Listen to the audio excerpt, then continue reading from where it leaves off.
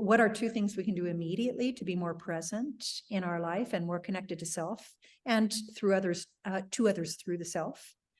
Is number one, start to become aware of your breath in every moment. And by the way, see the effects of the central nervous system on the breath in response to not just what happens, but your thoughts in response to what happens, and your feelings, which are always in response to the thoughts. Mm-hmm. That's where your truth is. That's where your authenticity is. That's where your spirituality is actually caring as much about how you feel as you care about the one to whom you're subordinating and giving up your authenticity for fear of loss of their love or stability or whatever it is that maybe the way they see you or something that you value about yourself that you feel you will lose if you speak a truth. So we need to connect to how we feel, care about how we feel, and connect to our truth, come from love, and feel safe to say. So if we have time to go into it, that would be like a throat chakra conversation. And I think that's the kind of straight to for deeper connection to and through ourselves and to others through ourselves is, I want you to think of how often, and we can say especially with women, let's say that, especially with women, how often is it either that we think one thing and we say something different, or we think something like, that's not okay with me, but we don't say it. Or how often we say something and we do something different. We call that passive aggressive. But all of those are what we could call just the energy center of throat chakra. And by the way, I'm going to even expand upon that and say it's not just about the speaking or the refraining, but also the ability to receive without being in a state of reaction. Like, this is huge. So what I would call spiritual integrity, which by the way is a very, very, very high way of being, would be that our thoughts and our words and our actions are all in integrity to the truth of our feelings. Wow.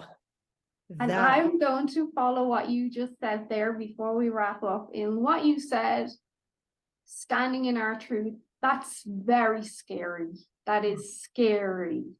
To not agree with something, but go along with it because you're afraid to stand up for what you believe and how you feel in your truth, that is scary. Even for me, as you're speaking, I have some aspects of my life I can relate to, and I'm like, because I'm scared of the outcome. But we've covered so much, and I've clearly related a lot to this, and I think we skipped a lot of what we wanted to say. So I'm hoping you'll come back on in a couple of weeks, and then we can go more into the breath work and anger and frustration and all of that. But for now,